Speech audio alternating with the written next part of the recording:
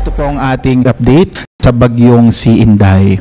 Makikita po natin sa ating latest satellite images, ang huling lokasyon ng bagyong si Inday ay nasa 740 kilometers silangan ng Calayan sa Cagayan. Ang lakas niya ay sa 155 kilometers per hour malapit sa gitna, pagbugso naman sa 190 kilometers per hour. Kumikilos pa hilagang kanluran sa bilis naman na 10 kilometers per hour. So makikita po ninyo, ito yung ating bagyo, ito po yung extent ng bagyo natin. Posible po after 24 hours, ang posible maging lokasyon ng bagyong Inday na sa 440 km east, northeast ng Itbayat sa Batanes. Mapapanatili niya yung typhoon category hanggang sa makalabas na po ito ng Philippine Area of Responsibility. After 48 hours, bandang Sabado po ng gabi, ay nasa 615 kilometers na ito north ng Itbayat sa Batanes. So by Saturday morning po, around lunchtime or afternoon, posibleng nasa labas na ng Philippine Area of Responsibility ang bagyong Inday. At base nga sa ating track, posible po ito maglandfall sa may bahagi ng mainland China bandang araw ng linggo or Sabado ng gabi.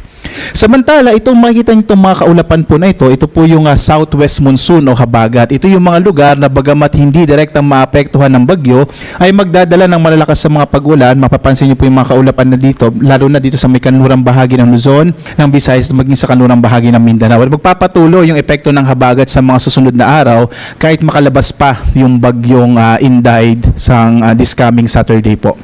At dahil din po sa bagyo naman at sa habagat, may naka-issue pa rin po tayo na yung mga malalakas na mga hangin sa ating severe winds. Ito po yung southwest monsoon o habagat. Ito yung mga lugar na bagamat hindi direktang maapektuhan ng bagyo, ay magdadala ng malalakas sa mga pag-ulan. Mapapansin niyo po yung mga kaulapan na dito, lalo na dito sa may kanlurang bahagi ng Luzon. Posible po makaranas ng strong to gale force or ibig sabihin po nito, mga malalakas na mga pagbugso ng hangin ang malaking bahagi ng bansa hanggang araw ng Sabado.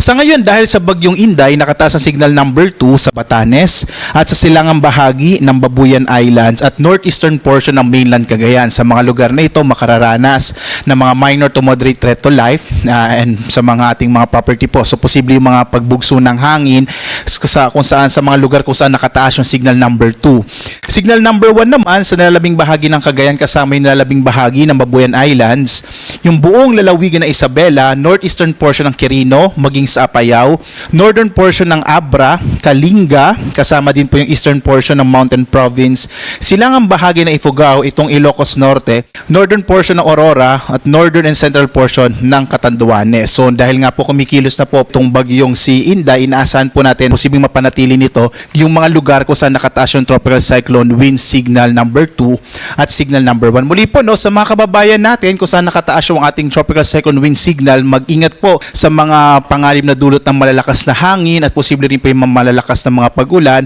na direktang epekto ng bagyong Inday.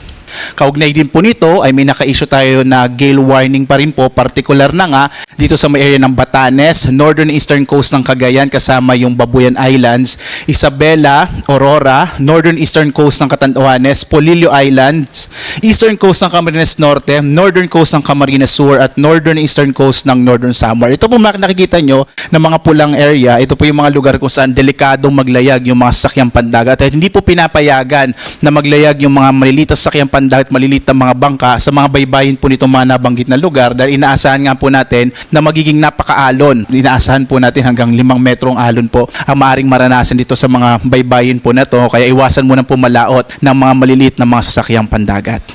At narito naman po yung mga lugar kung saan posibleng makaranas ng malalakas na mga pag-ulan dulot ng pinagsamang epekto ng bagyong si Inday at ng hanging habagat. So makikita po natin sa Batanes makararanas pa rin ng mga 50 to 100 millimeters na mga pag-ulan. So mga malalakas na mga pag-ulan po yun. Lalong-lalo na po yung area ng Occidental Mindoro at Antique. At gayon din ilang bahagi ng Western Visayas kabilang yung Negros Island region, Palawan, ilang bahagi po ng Mimaropa, Cavite, Batangas. Dito po sa Metro Manila at sa Bataan, papatuloy pa rin itong mga pag-ulan. Makararanas din ng mga malalakas na mga pag-ulan ang ilang bahagi ng Mindanao, ang Lanao del Norte, Lanao del Sur, at maging ang Zamboanga del Sur. Samantala, malaking bahagi pa rin ng Luzon, lalong-lalo na po yung western section ng Luzon, ay makararanas ng mga malalakas na mga pag-ulan. Inaasahan po natin yung mas malalakas na mga pag-ulan, lalong-lalo na Zambales, Bataan, at Occidental Mindoro. Samantala, magkakaroon pa rin po ng mga 50 to 100 millimeters of rain dito sa may kanlurang bahagi ng Visayas, kabilang din yung Palawan, Romblon,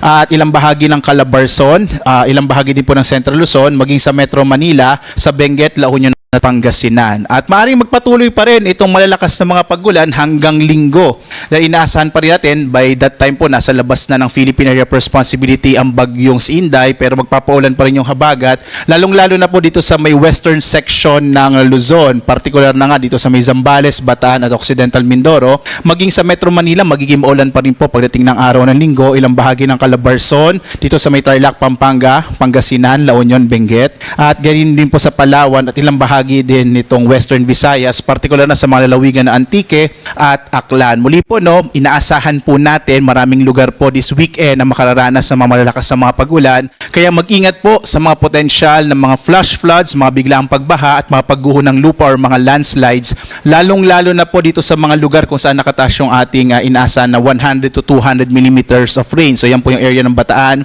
Zambales at Occidental Mindoro.